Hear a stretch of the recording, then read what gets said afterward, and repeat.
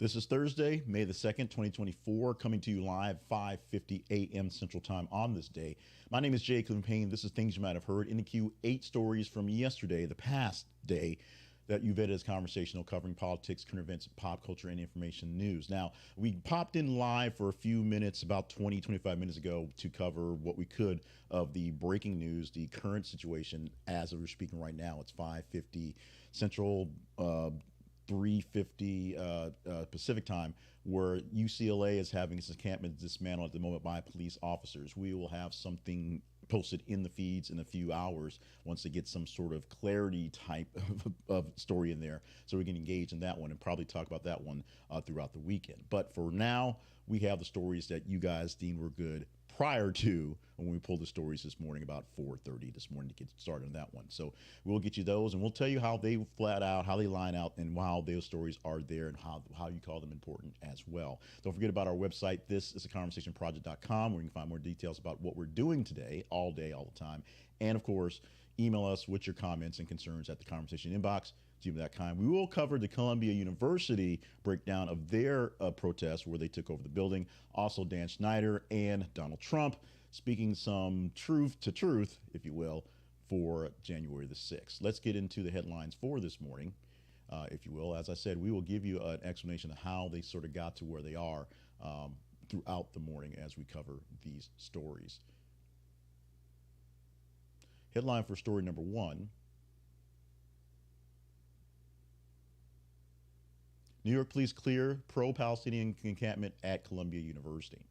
New York police arrested approximately 300 people, 300 pro-Palestinian protesters, demonstrators at Columbia University yesterday. The action was part of a broader operation to clear out protesters who had occupied a building on campus. The incident reflects the ongoing tensions, as you've seen lots of, in protests related to the Israeli-Palestinian conflict on college campuses across the United States. This was not the only big place where encampments and protests were broken up yesterday and in the past couple of days. This was the most dramatic for yesterday morning as it began this way, or actually the evening prior, and the most dramatic so far up until we had the incidents going on right now. We'll get more details, more clarity as that comes through. But as we're seeing right now, and as I've said for the past couple of days, unfortunately, unless the protesters decide to walk away, they always end with the police coming in swinging batons. They always end this way. And people don't seem to understand how history works. People have some sort of weird nostalgia for how the protests work. But I remember seeing pictures of people being sicked on by dogs and water cannons in the civil rights movement. Now I have the right to be free, much more free than my parents did and their parents before them.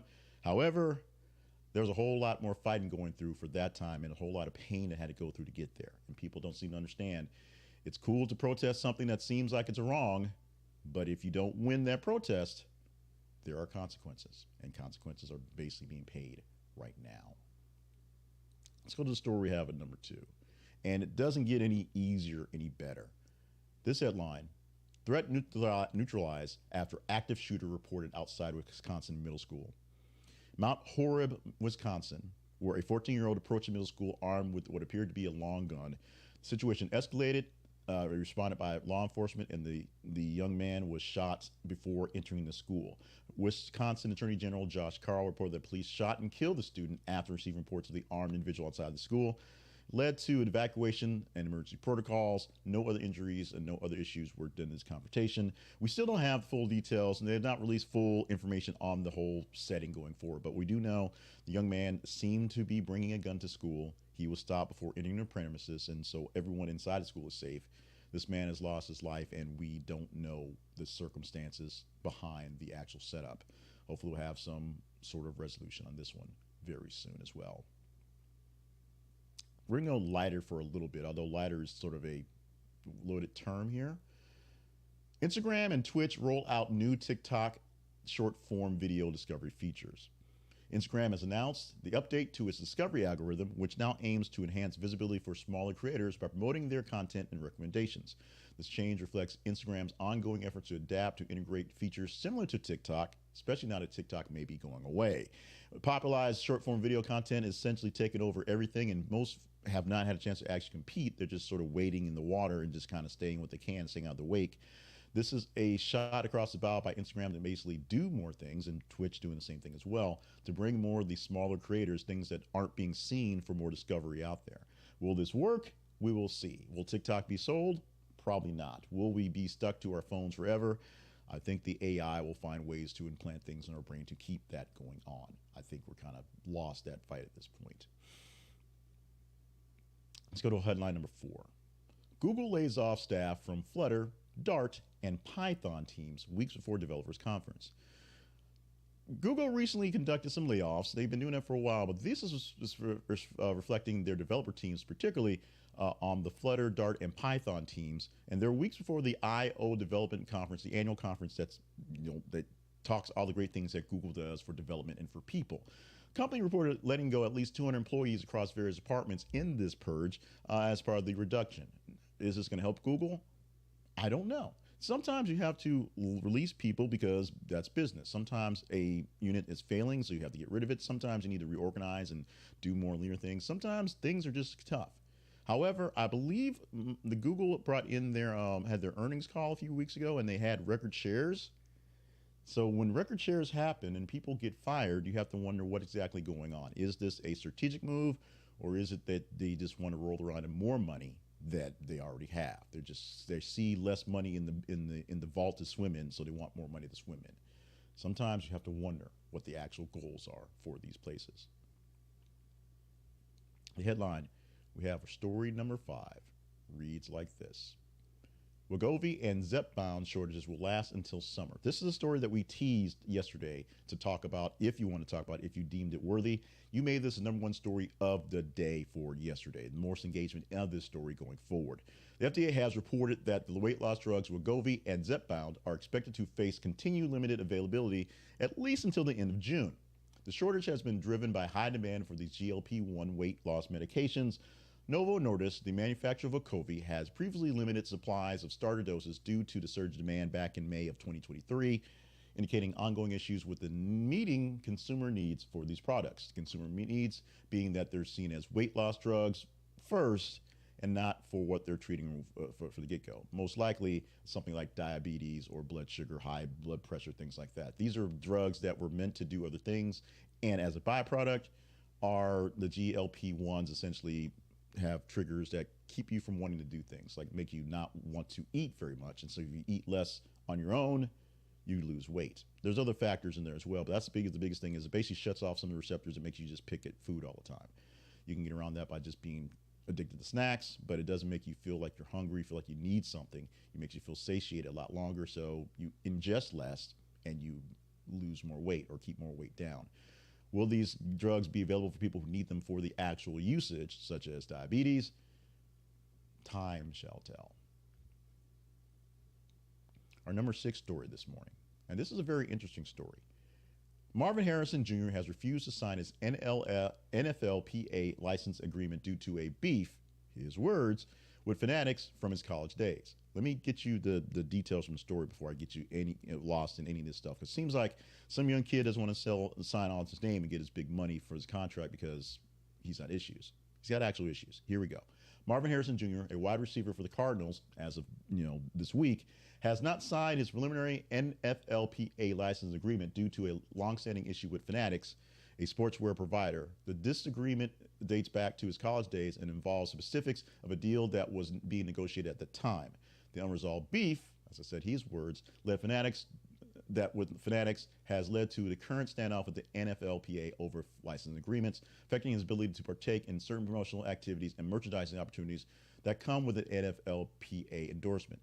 Basically, being in an NFLPA essentially writes you a blanket check for many things, including likenesses in things such as games, such as promotions, and the big thing, jerseys. The problem is NIL. NIL had a chance to get Harrison's likeness in the college game and did not work out well with their contract, so he's not signing this license deal here. Will it be okay? Probably. Can he get other endorsements? Sure. Will the Cardinals pay him well? I'm sure they'll pay him fine, and I'm sure he'll do well with his pedigree. But it's this thing here that's rocking the boat, which is essentially a unintended consequence of people dealing with NIL contracts and having those beefs carry on. His words to the pros. Number 7. Dan Schneider sues over portrayal in Quiet on Set. Dan Schneider, a producer famous for his work with Nickelodeon, has filed a defamation lawsuit against his investigation Discovery. The lawsuit is in response to the portrayal, how he's portrayed in the docuseries Quiet on the Set, The Dark Side of Kids TV. Schneider claims that the series defamed him by implying he was involved in sexually abusive behaviors towards children who worked on his shows. This legal action highlights his significant dispute with the way the documentary series depicted his character, his career, and personal character. Now, adding very interesting layers to this whole incident. One, he's suing because he's being seen as a very, very bad guy, which essentially were rumored in the industry for a while. Another wrinkle to this is many of the people who were involved in Quiet on the Set said if they knew it was an investigation discovery work, knew that they were the folks behind the actual documentary, they would not have been a part of it. Many people, while not saying their beefs, their concerns, their issues with their portrayal in kid shows were not real and were not serious, they did not like the way it was all portrayed by themselves and the entire industry and everything by investigation discovery. This has been a hit for investigation discovery, and everybody's all into this and brought to light a lot of things that people thought the innocent children were doing back in the day. But no one looked good in this. No one looked great in this. And even the people who want to get their story out had some residual doubt about how they made this work out. At this time, Dan Schneider, who's taken a whole lot of flack from this one, is reaching out to sue investigation discovery because he said it's been officially defamed. We're going to see how this one plays out because we want to see, the collective, we want to see how this one will play out. And finally, Trump acknowledges he told Secret Service on January 6th that he would, quote, like to go down, unquote, to the Capitol. Former President Donald Trump recently admitted during a campaign event in Wisconsin that he expressed a desire to the Secret Service to go to the U.S. Capitol on January 6th. This acknowledgement is significant as it aligns with key details that were central to the testimony of people and what happened during the January 6th committee, which investigated the events of the day. This revelation provides new insights into Trump's intentions and actions during the significant events leading to the Capitol breach. Now, we don't know if it's true that he tried to grab the wheel of the beast and drive himself to the Capitol. That's probably still a bit of a stretch, but we do know that he said, yeah, let's go down there and see what the kids are doing. And Secret Service said no, which, as Donald Trump is seeing, a lot of people tell him no. It's for good reasons, not just because they think they can disagree with Donald Trump. There are actual reasons behind not doing things because when you're impulsive, because impulsive things tend to be dumb.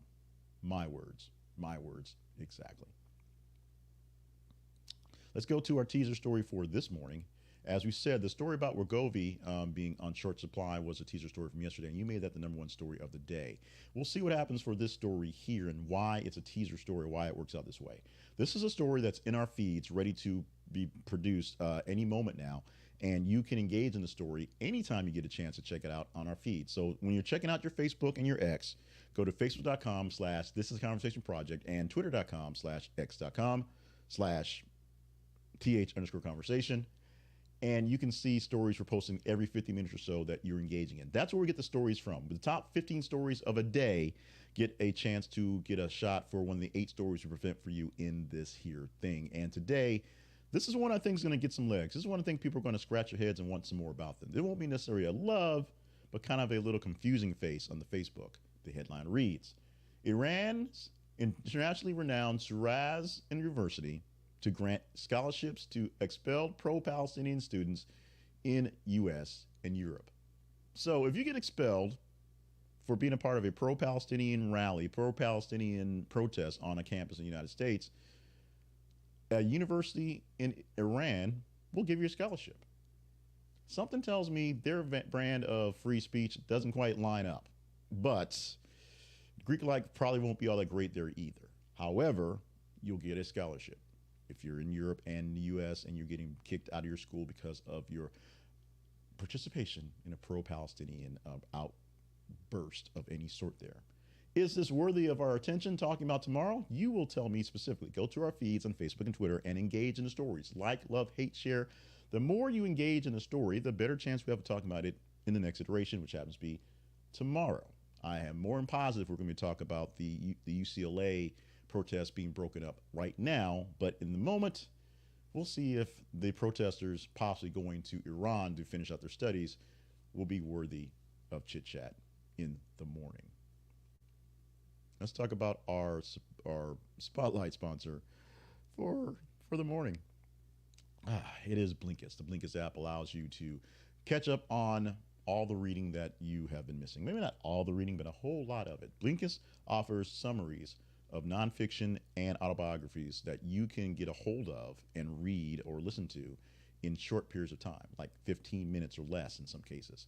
Some cases are longer. If you have a long abridged version, I read something, I had read something about a year or so ago, and I read the whole thing by reading out an audiobook that was 23 hours long, a 23-hour history lesson of some really deep diving stuff.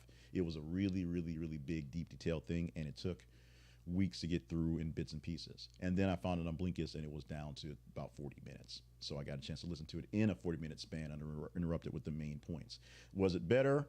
It helped. Now, if you're looking for a quick way to get the details of great books, Blinkist will get you there. You can get the blinks where you can read them or read along with them as you listen to them in 15 minutes or so for longer books that usually take about 3 hours or 5 hours to listen to unabridged or read when you can. It's that simple. Blinkist has the books, and they add new books every single day, and you get a listing of things going on there. Now, the big thing about this is if you have people who also love books and also love reading and also love fast stuff, they don't have to have the app themselves. You, one person, can have the app, share them in what's called Blinkist Spaces, and then you and other folks can share the love of books together. Check it out at our website using our link because it's an affiliate link. We get a small commission for you using the app. This is theconversationproject.com/Blinkist. This is theconversationproject.com/Blinkist. This is theconversationproject.com/BLINKIST. The Blinkist app is your best way to catch up on all the books and knowledge that you've been lost on. Install it today. Do not delay. Get on this. Don't miss anything else. Get in on Blinkist. The Conversation Project lives online at theconversationproject.com. We want to make sure that you are getting the full iterations of what we provide for you every single day. So check out our website. This is theconversationproject.com and see what we're doing, how we're doing it, where we're doing it. Make sure you find new ways that are more convenient for you. If you're watching the video and you want just the audio, you can find links for that. If you want just the links to the stories, sign up for the newsletter. We'll send you those links to you at 6:20 a.m. Central Time every single morning. That's when it gets released, and you get the links straight to things, plus links to replays of the videos and audios. If you want to see the smaller versions, we're now cutting up a few of the stories and getting them into the feed so you can see those things going forward as well. And of course, hot takes, all about the hot takes. If you want to help us out, go to our feeds, Facebook and Twitter /X, and just engage in the stories so we know what we're talking about. Give us a good lineup to talk about every morning. Email us at theconversationinbox@gmail.com. It's absolutely free, and tell us what we can do to improve on things. You can also become a partner. Go to our partnerships page at our website and see what you can do to help us move things along much better. We are glad to be at the state we're on. I'm glad to be able to produce this stuff because it keeps me sane with the way news coverage is right now, all scattered as it is. But if you think there are better things we can do, let's do them together. Consider being a partner and help us out going forward. We also partner up as this one program here, the Conversation Project, is one piece of my larger LLC called More Better Media LLC, and we also partner up with other projects there. Right now, we are heavily promoting the Big Words Project. Go to thebigwordsproject.com for more details on that project and get the word of the day sent to you in your inbox every single day, and look for our newest current edition of Big Words You Ought to Know, Volume 1, which has 100 words. You basically take a word a day and learn a new word going forward there as well. Today's word is ruse, which is a trick, stratagem, or artifice. Used in a sentence, the spy used a clever ruse to gain access to the classified documents, pretending to be a maintenance worker. It's all a ruse, a little trick you do to get past something. There's your big word for the day. More from the Big Words Project by going to thebigwordsproject.com. Thank you so much for being a part of the Conversation Project, this one right here. Thursday, May 2nd, 2024 edition of Things You Might Have Heard is now done for the day. Thank you for being with us on this thing here. Love you. Mean it. It is a grand thing to be here. We will be keeping an eye all day on the stories, the headlines happening in the breakups of the protests that are happening across the nation at universities and what's happening in some organic ones and spaces as well. We will keep an eye on that and start giving you more details, and we'll definitely have something for you to engage in. We'll see how well you engage in it and where it becomes a chance to talk about it for either tomorrow or into the weekend, into Monday as well. We're prepping for the weekend stuff, so we'll have more explanation on the weekend shows on tomorrow as well. But in the meantime, follow us in the feeds, email us at the conversation inbox, gmail.com, and of course, consider being a partner so we can get partnership stuff done. We do appreciate all of that.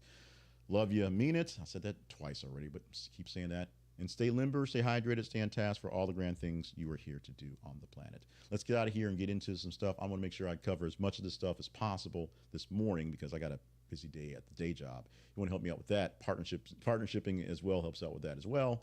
In the meantime, let's do this again for a great wrap up come Friday.